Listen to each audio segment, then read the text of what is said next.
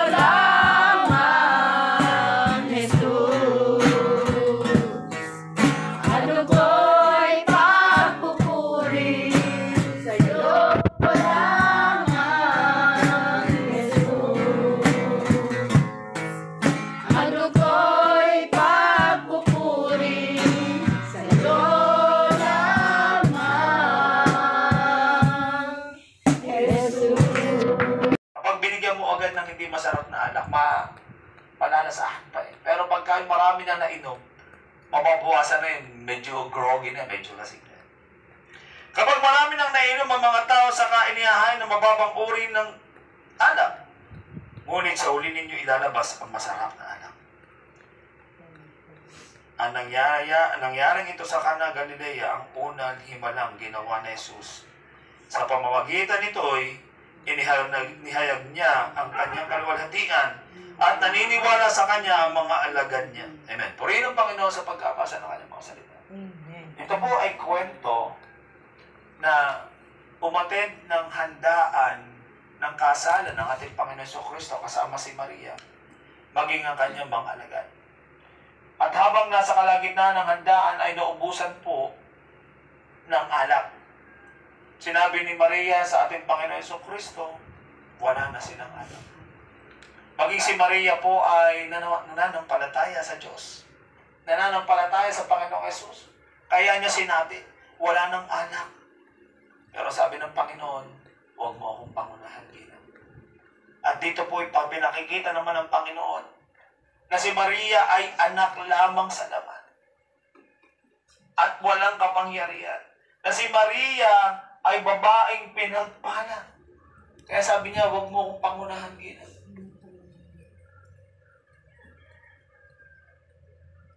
Nagpakuha siya ng tubig sa banga, yung ginagamit ng Udyo na ritual sa paghuhugas, at inihain.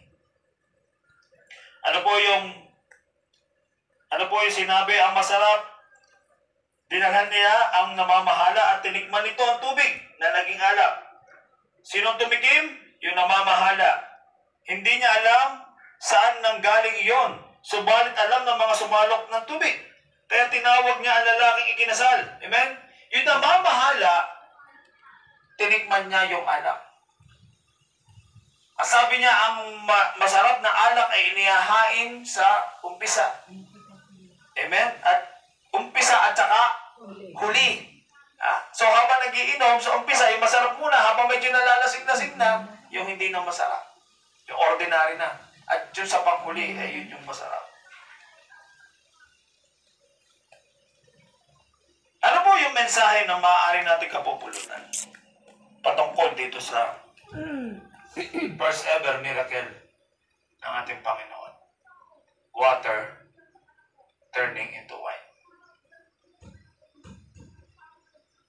Dito po ay pinakikilala sa himala na ito, sa kasal, sa Kana. Ipinakikilala po dito ang kahalagahan ng pananampalataya, ang kahalagahan ng pagtitiwala sa ating Panginoong Jesus. Ayan. Nanampalataya, At sinabi ni Jesus, ipaubaya na lang po ninyo sa akin, Ginang. Amen? Nanay niya, tinawag niya Ginang. Hindi ba ito ang aking tamang oras? Ang sabi ni Maria, anak, wala nang alak. Naubusan na sila ng alak. Pero sabi po ng ating Panginoong Jesus, huwag mo akong pangunahan, Ginang.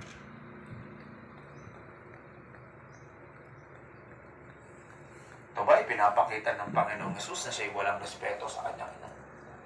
Hindi po yun ang nais na imensahe ng ating Diyos. Nakausapin mong ina na parang wala kang respeto. May pinakikita po ang Panginoon sa sitwasyon na ito, sa story na ito, sa kwentong ito. Pinakikita lamang po dito na si Maria ay nanay niya saan? Sa Lama. Amen. Na kahit po si Maria, kung nabubuhay, sasabihin niya, huwag niyo akong sasambahin. Ako'y kagaya din lamang ninyong tao. Ang sabi po sa Biblia, mapalad, babaeng pinagpala. Bakit? Dahil sa kanya, sinapupunan, dumaan ang ating Panginoong Jesucristo. Siya may lingkod din ng Diyos. Amen. Kaya pinakita po ng ating Panginoon, Gina, huwag mo akong pangungunahan. Hindi pa daw yun ang kanyang tamang oras. At sa pagpapatuloy po ng kwento sa talata 5, sinabi ng kanyang ina, sa mga naglilingkod, gawin ninyo ang anumang sabihin niya sa inyo. May 6 na ba nga doon? Ang bawat isa'y naglalaman ng 20 hanggang 30 galon. At ang mga ito'y nakalaan para sa paghuhugas ayon sa ritual ng Hudyo. Sinabi pa ni Jesus sa mga tumutulong doon, punuin ninyo ang tubig ng mga banga. At pinunungan nila ang mga banga na halos mag-umapaw. Pagkatapos ay sinabi niya, kumuha kayo ng kaunti at dalhin ninyo sa mga namamahala ng handaan. Ano po ang pinakuha ng Panginoon? Tubig. Saan daw dadalhin? Sa mga namamahala ng handaan.